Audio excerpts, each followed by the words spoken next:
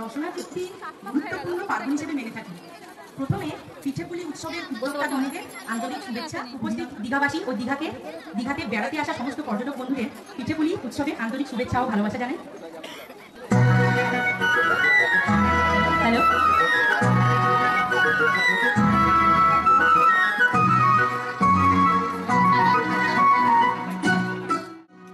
নমস্কার, কেমন আছেন সবাই? আশা করছি ভালোই আছেন। তাহলে বন্ধুরা, পৌষ সংক্রান্তির পিঠেপুলি উৎসব তোমাদের কেমন কাটলো? আজ আমরা চলে এসেছি দীঘার পিঠেপুলি উৎসবে। না, এতটাও পিঠে আমরা পছন্দ করি না। এখানে এসেছি শুধুমাত্র কত রকমের পিঠে হয়েছে সেটা দেখার জন্য। তাহলে চলো বন্ধুরা, আজকের ভিডিও শুরু করা যাক। সমাগত খারল গুবনা ছাত্রছাত্রীবৃন্দ, আমাদের সঞ্চালক শিক্ষক রঞ্জন পয়রা মহাশয় সহ সমস্ত দর্শক আসনে বেশ কিছুক্ষণ অনুষ্ঠান দেখার পর আমরা চলে আসলাম পিঠে কাউন্টারের দিকে। আমরা প্রতিটা স্টল ঘুরে দেখছিলাম এখানে কত রকমের পিঠে আছে, কিন্তু দেখলাম প্রতিটা স্টলে একই রকমের পিঠে বানিয়েছে। এখানে একটা স্টলে পেয়ে গেলাম আমাদের পছন্দের ঝাল পিঠে। নিয়ে নিলাম দুটো ঝাল পিঠে, যেটা বানানো হয়েছিল সম্ভবত ময়দা, ধনেপাতা আর কাঁচা লঙ্কা দিয়ে। আরও কিছু হয়তো দেওয়া হয়েছিল, বাট সেটা আমরা বুঝতে পারিনি। আর নিলাম ভেজিটেবল পিঠে, এটাও ময়দা দিয়ে ভেতরে ভেজিটেবলের পুর দিয়ে তেলে ছাঁকা হয়েছে। আর সাথে ছিল একটা মালপোয়া। মালপোয়া তো আমার খুবই পছন্দের, কিন্তু এখানে কেমন মালপোয়াটা খেতে ভালো লাগলো না। এই পুরো প্লেটটা আমাদের কাছ থেকে নিল 50 টাকা।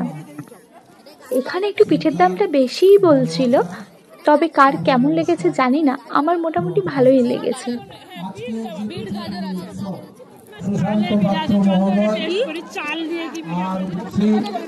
সুজিত কর মহোদয় এবং আজের সুশীল প্রধান মহোদয় এবং আমার পড়াশোনা করেছি যে বিদ্যালয় যাব তার যে প্রতিষ্ঠাতা তারই উত্তরসূরি শান্তনু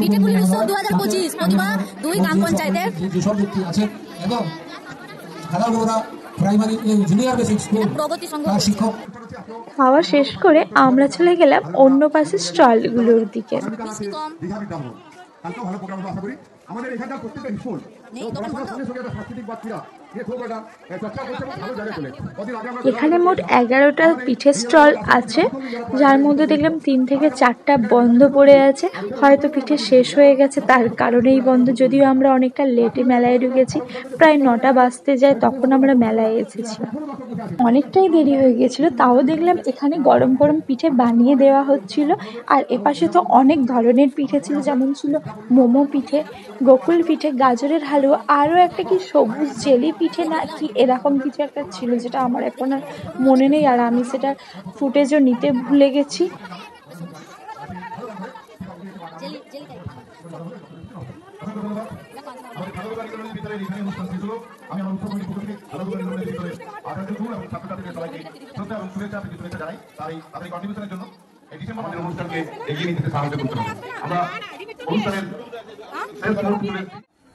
আগে একটু ফুচকা টুচকা খাবো, চল বসি, চা ফুচকা এগুলো খাই।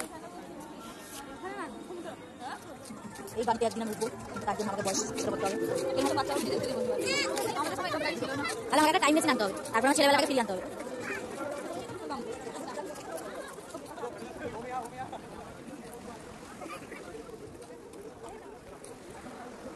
যাচ্ছি কোথায় বাবা স্থানে। পিঠেপুলি উৎসব তো ঘোরা শেষ, তারপরে চলে গেলাম সমুদ্র সাইডে হাওয়া খেতে।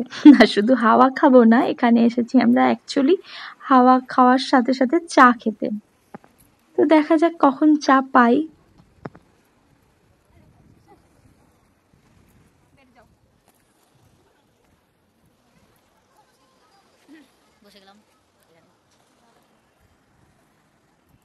না, কিছু এখন বলবো না, আমরা এখন চা খাবো, চাটাকে পাই।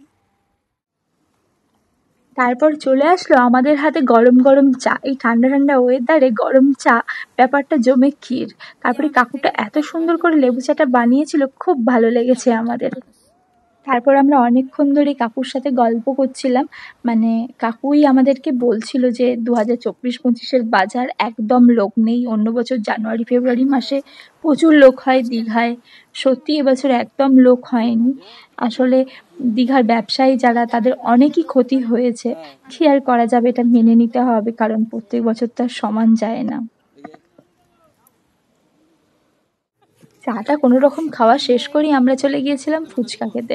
ওখানে ভিডিওটা আর করা হয়নি। তারপরে দেখতে পাই এই ঘটি গরম দাদাকে, ওনার পেছন পেছন এসে ওনাকে পাকড়াও করে ওনার কাছ থেকে 20 টাকা দিয়ে নিয়ে নিই আমরা ঘটি গরম। খুব সুন্দর বানিয়েছিলেন ঘটি গরমটা।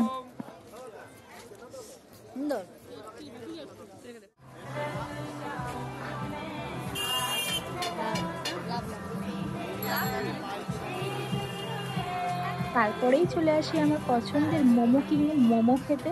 হ্যাঁ, এখানে এসে আমরা 2 প্লেট মোমো অর্ডার করেছিলাম, একটা ফ্রাই মোমো আর একটা স্টিম মোমো। আর ওদিকে দেখো বুলটিদি চলে গেছে আবার কিছু কেনাকাটা করতে। চলো যাই দেখে আসি ওখানে কি কেনাকাটা করছে। কিছু কিনবে নাকি এমনি এমনি গেছে? কেনা জানা মনে হয়। এই ঝোলাগুলো কি দাম?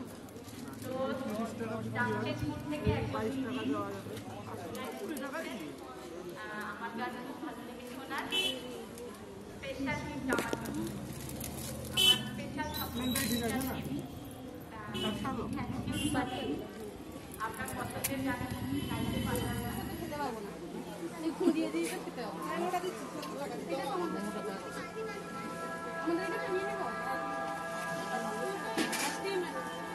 আমার ওই ইয়েটা পলি পলি বলে গেছিলাম যে দুর্দান্ত লাগে।